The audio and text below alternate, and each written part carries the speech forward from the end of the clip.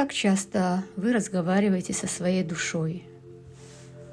Мы так заняты, мы все время спешим, нам все время некогда, нам некогда остаться даже на несколько минут наедине с собой.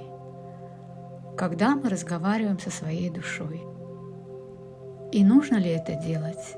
Это очень важно, говорить со своей душой, потому что тогда мы поймем свои истинные цели, свои истинные желания, свою истинную миссию. Душа раскроет перед нами нашу истинную сущность и нашу божественную природу. Вот почему так важно разговаривать с душой. И вот почему так упорно вас отвлекают от этого. Как принять все в своей жизни? Тяжести, страдания, испытания, несправедливость. Когда вы заслуживаете большего, когда вы достойны, когда вы хотите большего, потому что вы по праву своего рождения изобильные и свободные. Но в действительности этого нету. Так как же принять свою жизнь, если она так несправедлива к вам? Как же жить с горечью в душе? Как жить, чувствуя несправедливость вокруг вас? И вот здесь очень важен разговор со своей душой. Научиться говорить со своей душой – непростое дело. Потому что часто мы не слышим свою душу и не понимаем, что она хочет. Потому что ум доминирует в нашей жизни. И когда мы научимся говорить со своей душой, мы начнем больше понимать самих себя, свои истинные желания и истинные цели, а не те, которые навязаны нам обществом. И когда мы жалуемся на свою судьбу и недовольны ею, тут очень важно понять, что перед воплощением на этой земле наша душа сама выбрала эти обстоятельства, эти уроки, для того, чтобы пройти их и эволюционировать. Потому что самая главная миссия души — это эволюционировать и вознестись к своему источнику, откуда она пришла, и соединиться с источником Абсолюта. И когда мы жалуемся на свои обстоятельства жизни и недовольны чем-то, в любой сфере, это может быть отношения, финансы, здоровье, работа и так далее, то тут надо задуматься, что все это дано не случайно. Случайности нету в нашей жизни. Все, что происходит в нашей жизни, это наш выбор, который когда-то сделала душа перед тем, как воплотиться, потому что она хотела пройти эти уроки, она хотела их пройти и эволюционировать. Но когда мы воплощаемся, мы обо всем этом забываем, мы не помним этого. И мы начинаем проходить наш жизненный путь как с белого листа.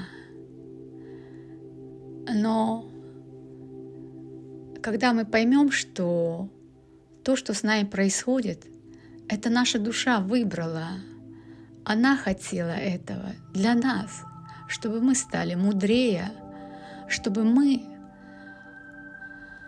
могли услышать свою душу, потому что очень часто, большую часть нашей жизни, мы ее не слышим, и она, в общем-то, спит. И когда мы проходим эти испытания, когда мы страдаем, когда у нас возникают какие-то болезни, то тогда это возможность для нашей души проснуться и начать нам посылать сигналы. И когда мы, наконец, осознаем эти сигналы и начинаем понимать их, то мы пробуждаемся и становимся осознанными.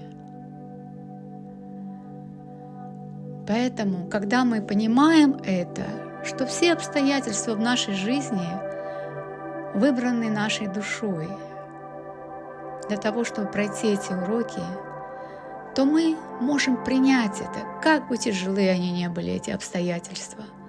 Мы можем их принять, потому что это был выбор нашей души.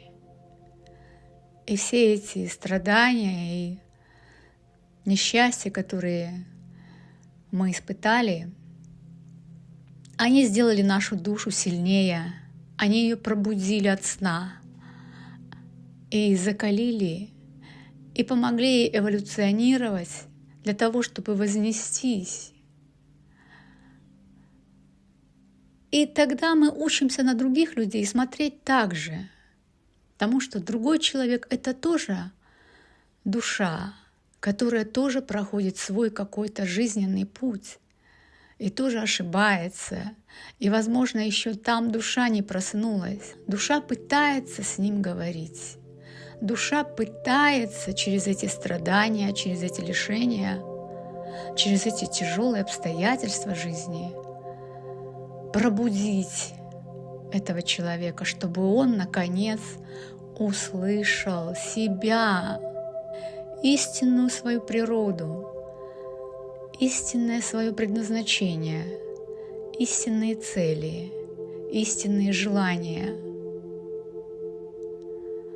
И тогда нам легко и с любовью можно принять наш жизненный путь, каким бы он ни был, и быть благодарными за то, что мы имеем, и за то, что мы испытали или еще испытываем.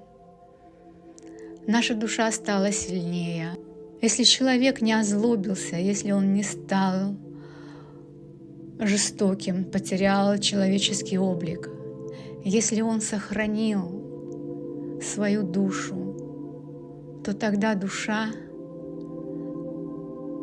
пробудилась, тогда душа прошла этот путь и вынесла уроки.